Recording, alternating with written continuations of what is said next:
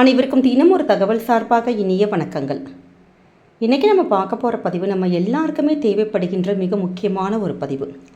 வருகின்ற 26ஆம் தேதி புதன்கிழமை சிவபெருமானுடைய மிக சக்தி வாய்ந்த நாளான மகா சிவராத்திரி வருது. இந்த நாளில் வாழ்க்கையில் புண்ணியங்கள் கிடைப்பதற்கும் நம்முடைய பாவங்கள் எல்லாம் தீர்வதற்கும் நம்ம செய்யக்கூடிய, அதுவும் நீங்கள் விரதம் இருந்தாலும் பரவாயில்ல, விரதம் இல்லாமல் இருந்தாலும் பரவாயில்ல, செய்யக்கூடிய சின்ன சின்ன விஷயங்கள் தான் நம்ம இந்த பதிவில் தெரிஞ்சுக்க போகிறோம். அதுவும் குறிப்பாக கோடி புண்ணியங்கள் நமக்கு கிடைப்பதற்கு, நம்முடைய கர்ம வினைகள் எல்லாம் தீர்வதற்கு அன்னைக்கு மறக்காமல் செய்யக்கூடிய மிக முக்கியமான ஒரு விஷயத்தை தான் இந்த பதிவில் நம்ம பார்க்க போகிறோங்க. அப்படிப்பட்ட சக்தி வாய்ந்த பதிவுக்குள்ளே போகிறதுக்கு முன்னாடி நம்முடைய சேனலை சப்ஸ்கிரைப் பண்ணாமல் பார்த்துட்ருக்கோங்க, கண்டிப்பாக சப்ஸ்கிரைப் பண்ணிக்கோங்க. அப்போ தான் எங்களுடைய எல்லா நல்ல நல்ல பதிவுகளுமே உங்களுக்கு உடனுக்குடனே வரும். இப்போ பதிவை பார்க்கலாம். மாதந்தோறும் அமாவாசைக்கு 2 நாளைக்கு முன்னாடி வரக்கூடிய சதுர்த்தி திதியில் சிவராத்திரி விரதமானது கடைபிடிக்கப்படுது. ஆனால் மகா சிவராத்திரி தினமானது ஒவ்வொரு வருஷமும் மாசி மாதத்தில் கிருஷ்ணபக்ஷம் எனப்படுகின்ற தேய்பிறை சதுர்த்தி திதியில் கொண்டாடப்படுது. இந்த நாளோட பகல் பொழுதெல்லாம் சிறப்பு வழிபாடுகளும், ராத்திரி முழுக்க முழுக்க 4 ஜாம அபிஷேகங்கள், அலங்காரங்கள், இது எல்லாமே சிவபெருமானுக்கு செய்யப்படுது. இந்த மகா சிவராத்திரி விரதம் நம்ம எப்படி இருக்கணும் அப்படிங்கிறதுக்கான ஒரு விளக்கமே மகா சிவராத்திரி கற்பம் அப்படிங்கிற ஒரு நூலானது நமக்கு விளக்கு தான். சிவனுக்குரிய மிக முக்கியமான விரதம் எவ்வளவோ இருக்குது. நமக்கு பிரதோஷம் இருக்குது, மாதத்தில் வரக்கூடிய சிவராத்திரி இருக்குது. ஆனால் மொத்தம் 5 வகையான சிவராத்திரி விரதம் இருக்குன்னு சொல்கிறாங்க. நித்திய சிவராத்திரி, யோக சிவராத்திரி, பட்ச சிவராத்திரி, மாத சிவராத்திரி, மகா சிவராத்திரி.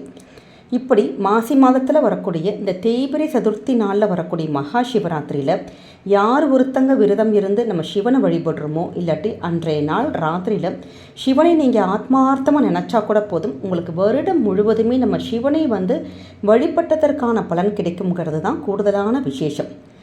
அப்படி இந்த மகா சிவராத்திரி விரதம் நமக்கு எப்படி தோணுச்சு அப்படின்னு கேட்டிங்கன்னா, ஒரு காலத்தில் உலகமானது பிரளயமான பொழுதும் எல்லா உயிரினங்களும் சிவன்கிட்ட ஒடுங்கிருச்சு. இதனால் உலகமே செயலற்று ஸ்தம்பிச்சிருச்சு. உலகம் மீண்டும் இயங்கணும் அப்படிங்கிறதுக்காக கருணையே உருவான அம்பிகை சிவபெருமானை நோக்கி விரதம் இருந்து வழிபட்ட காலம்தான் சிவராத்திரி காலம். இதனைத் தொடர்ந்து நந்தியும் சனாகதி முனிவர் இவங்க எல்லாருமே சிவராத்திரி விரதம் இருந்து சிவனுடைய அருள் பெற்றதாக புராண கதைகள் சொல்லுது. அப்படி வந்த நாள், அதாவது பார்வதி தேவியே சிவனை வழிபட்ட அந்த ஒரு நாள் தான் நமக்கு மகா சிவராத்திரி. அதனால தான் யார் ஒருத்தங்க பார்வதி தேவி மாதிரி நம்மளும் விரதம் இருந்து சிவனை வழிபடுறோமோ அவங்களுக்கு இந்த இருக்கிற வாழ்க்கையில் நல்ல செல்வமும் நல்ல ஒரு வளங்களும், நம்ம இறந்து போனதுக்கு அப்புறமேட்டு நம்முடைய மோட்சமும், நமக்கு புண்ணியமும், இது எல்லாமே கிடைக்கணும் அப்படின்னு சொல்லிட்டு சிவபெருமான் கிட்ட பார்வதியே வேண்டி அந்த வரங்கள் நமக்கு கேட்டு பெற்றதாக ஒரு ஐதீகங்கள் இருக்குது. அப்படிப்பட்ட சக்தி வாய்ந்த நாள் தான் இந்த மகா சிவராத்திரி நாள். இந்த நாளை நம்ம என்ன செய்யணும், எப்படி விரதம் கடைபிடிக்கணும் அப்படின்னு கேட்டிங்கன்னா, காலையில் ஏந்திரிச்சு, அதாவது சூரிய உதயத்துக்கு முன்னாடி இல்லாட்டி 6 மணிக்கு முன்னாடியாச்சும் நம்ம ஏந்திரிச்சிடணும். அன்னைக்கு ஏந்திரிச்சு நீராடி நம்ம நல்ல ஒரு காலையில் நெத்தியில் விபூதி அணிஞ்சிட்டு வீட்டோட பூஜை அறையில் எப்பயும் போல் ஒரு தீபம் மட்டும் ஏற்றிட்டு சிவனுக்கான அந்த உரிய மந்திரங்கள்லாம் இருக்குது பார்த்தீங்களா, ஸ்லோகங்கள், இது எல்லாம் பண்ணலாம். இந்த நாள் ஃபுல்லாக உபவாசம் இருக்கிறதுங்கிறது கூடுதலான விசேஷம். அப்படி முடியாதவங்க எளிமையான உணவுப் பொருட்கள், பால், பழம், இல்லாட்டி ஒரு நேரம் சாப்பிட்றது, 2 நேரம் சாப்பிட்றது, நிறைய பேர் ராத்திரி கோவிலுக்கு போயிட்டு சாப்பிடுவாங்க. அப்படி எப்படி வேணாலும் எளிய முறையில் நீங்கள் அன்றைய தினம் உபவாசம் இருக்கலாம். இதில் குறிப்பான ஒரு விசேஷமான நமக்கு ஒரு நேரம் என்னன்னு கேட்டிங்கன்னா, சாயங்காலம் 6 மணிக்கு மேலே எல்லா கோவிலையும், ஒவ்வொரு கோவிலுக்கும் அந்த நேரமானது வித்தியாசப்படும். அந்த 4 கால ஜாம பூஜைகள் இருக்குது பார்த்தீங்களா, அந்த கோவிலுடைய அந்த பூஜைக்கு கண்டிப்பாக நீங்கள் கோவிலுக்கு போக முடிஞ்சவங்க நீங்கள் ஏதாவது வாங்கி கொடுக்கலாம். வீட்டிலே நம்ம இருக்கிறோம் அப்படிங்கிறவங்க தீபம் மட்டும் ஏற்றிட்டு சிவ நாமங்களை நம்ம கண்டிப்பாக உச்சரிக்கணுங்க. அந்த அபிஷேகத்துக்கு உங்களால் முடிந்த அபிஷேக பொருட்களாக இருக்கலாம். ராத்திரி முழுக்க நம்ம கண் விழித்து அப்படி நம்ம தொடர்ந்து அடுத்த நாள் காலையில் 6 மணி வரைக்கும் அந்த உபவாசம் நீங்கள் இருக்கிறீங்கன்னா அப்படி கண்டினியூ பண்ணி அடுத்த நாள் காலையில் வரைக்கும் நம்ம விரதம் இருக்கணும்.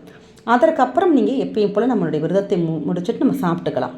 ஆனால் எப்போ நீங்கள் தூங்கணும்னு கேட்டிங்கன்னா, அன்று ராத்திரி ஃபுல்லாக தூங்காமல் அடுத்த நாள் சொல்கிறோம். அதாவது புதன்கிழமை நமக்கு இப்போ சிவராத்திரி வருது. புதன்கிழமை ஃபுல்லாக விரதம் இருந்துட்டு அன்னைக்கு அடுத்த நாள் வியாழக்கிழமை காலையில் சாப்பிட்லாம். ஆனால் நீங்கள் தூங்க வேண்டிய நேரம் வியாழக்கிழமை சாயங்காலம் 6 மணிக்கு மேலே தான் தூங்கணும். இப்படி தான் சிவராத்திரி விரதமானது நம்ம இருக்கணும். கரெக்டு ப்ராப்பர் மெத்தட்னா இதுதான் மெத்தடு. பகலில் எக்காரணம் கொண்டும் விரதம் இருக்கிறவங்க தூங்கவே கூடாது. இப்போ நாங்கள் விரதம்லாம் இல்லைம்மா, வீட்டில் தான் இருக்கோன்னா தாராளமாக எளிமையான தீபங்கள் மட்டும் ஏற்றிட்டு ஓம் நம சிவாயங்கிற அந்த ஒரு மந்திரம் இருக்குது பார்த்தீங்களா, இந்த ஒரு மந்திரத்தை மனசுக்குள்ளே ஆத்மார்த்தமாக அன்றைய தினம் முழுக்க முழுக்க முழுக்க நீங்கள் எவ்வளவு முறை சொல்கிறீங்களோ அவ்வளோ முறை நமக்கு கோடி புண்ணியங்கள் வரும். அதே நேரம் நம்ம வீடாக இருக்கட்டும் கோவிலாக இருக்கட்டும், ஒரே ஒரு வில்வ இலை, இந்த ஒரு இலை போதுங்க நமக்கு எப்படிப்பட்ட பாவங்களும் எப்படிப்பட்ட கருமாக்களும் கரைவதற்கு. ஒரே ஒரு வில்வ இலையாச்சும் உங்கள் வீட்டில் லிங்கங்கள் இருந்ததுன்னா தண்ணி ஊற்றி அபிஷேகம் பண்ணலாம். வேறு என்னென்ன பொருட்கள் உங்களுக்கு முடியுதோ எல்லாம் அபிஷேகங்கள் பண்ணிவிட்டு நீங்கள் வில்வ இலையை சமர்ப்பிக்கலாம். இல்லை படங்கள் இருக்குன்னா அந்த படத்துக்கு ஒரே ஒரு வில்வ இலையை மட்டும் அன்றைய தினம் வச்சு பாருங்களேன். வாழ்க்கையில் அதை விட ஒரு சொர்க்கமே, அதை விட ஒரு நிம்மதி சந்தோஷமே நமக்கு இருக்காது. சிவபெருமான் நீங்கள் என்ன கேட்குறீங்களோ அந்த வரங்கள் எல்லாத்தையுமே நமக்கு தந்துடுவார். ஏன்னா அப்படிப்பட்ட விசேஷமான ஒரு விஷயங்கள் தான் நமக்கு. அது வேணும் கொடுக்கணும் இது கொடுக்கணும் சாமிக்கு எதுவுமே கிடையாது. ஒரு இலை நம்ம சமர்ப்பித்தாலே போதும், நமக்கு சிவன் முன்கிட்ட என்ன வரங்கள் கேட்டாலுமே அந்த விஷயங்களானது கண்டிப்பாக நடக்கும். ஏன்னா அப்படிப்பட்ட அற்புதமான சிவராத்திரி நாளில் வில்வ இலை மட்டும் நீங்கள் கொடுப்பதற்கு மறக்காதீங்க. இந்த சிவராத்திரி விரதத்தை நம்ம கடைபிடிச்சோன்னா நம்முடைய வாழ்க்கையில் தெரிந்தோ தெரியாமலோ செய்த பாவங்கள், இல்லை தெரிஞ்சே ஒரு பாவம் செஞ்சிட்டோம், தப்பு பண்ணிட்டோம், அப்படி மனசளவில் நமக்கு தெரிஞ்சிருச்சு இது பாவம் தான்ட்டு, அந்த ஒரு பாவங்கள் கூட நமக்கு மட்டும் கிடையாதுங்க, நம்முடைய 7 தலைமுறைக்கும் அந்த பாவம் நம்ம விட்டு நீங்கி விழுங்குற ஒரு ஐதீகம் இருக்குது. இவங்க தான் இருக்கணும் அவங்க தான் இருக்கணும் அப்படி எந்தவித கட்டுப்பாடுகள் எதுவுமே கிடையாது. யார் வேணாலும் எப்படி வேணாலும் சிவராத்திரி விரதத்தை நம்ம எடுத்துக்கலாம். இந்த விரதம் யார் இருக்கிறாங்களோ அவங்களுடைய என்ன கணக்குன்னு கேட்டிங்கன்னா, ஒரு பூமி தானம், தங்க தானம், கோடிக்கணக்கான பசுகள், இதெல்லாமே நம்ம ஒரு தானம் கொடுத்தா நமக்கு எவ்வளோ ஒரு பலன்கள், அப்படிப்பட்ட புண்ணிய பலன்கள் நமக்கு சேரும்னு அர்த்தம். அதே மாதிரி 100 அஸ்வமேத யாகம் செய்கிறது, நம்ம பல முறை கங்கா ஸ்நானம் செய்கிறது, இது எல்லாமே நமக்கு இந்த ஒரு சிவராத்திரி விரதத்தால் கண்டிப்பாக நமக்கு அந்த விரதம் இருந்தால் நமக்கு இந்த பலன்கள் கிடைக்குங்கிற ஒரு ஐதீகம் இருக்குது. அதனால் உங்களால் முடிந்த எளிய முறையில் சிவராத்திரி விரதத்தை மட்டும் கடைப்பிடுங்க.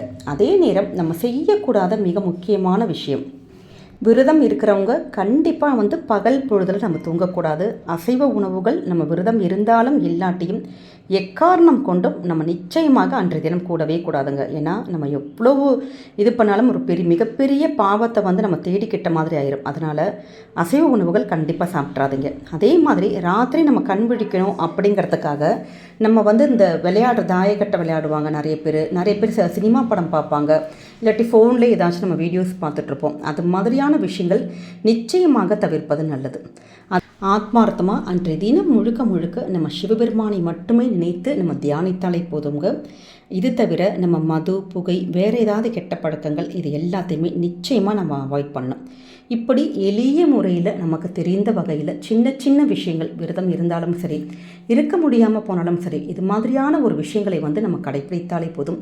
அன்னைக்கு முழுக்க முழுக்க நம்ம சிவாயங்கிற ஒரு மந்திரத்தை மட்டும் நம்ம சொல்கிறது மட்டும் இல்லாமல் நம்முடைய குழந்தைகளையும், நம்ம சின்ன குழந்தையாக இருந்தால் கூட குழந்தைங்களோட வாயால் இந்த ஒரு வார்த்தை ஓம் நம்ம சிவாயங்கிற ஒரு வார்த்தையை நீங்கள் சொல்ல வச்சு பாருங்கள். அந்த புண்ணிய பலன்கள் குழந்தைகளுக்கும் போய் சேரட்டும். அதனால் நிச்சயமாக இந்த எளிய முறை கடைப்பிடிச்சு வாங்க. குடும்பத்துக்கும் வாழ்க்கைக்கும் என்றைக்குமே நல்லதே நடக்குங்க. இந்த ஒரு பதிவு கண்டிப்பாக உங்கள் எல்லாருக்குமே பிடிச்சிருக்கும்னு நினைக்கிறோம். பிடிச்சிருந்த ஃப்ரெண்ட்ஸ் அண்ட் ஃபேமிலி மெம்பர்ஸ்க்கு ஷேர் பண்ணுங்கள், அவங்களும் இதை பார்த்து பயன்பெறட்டும்.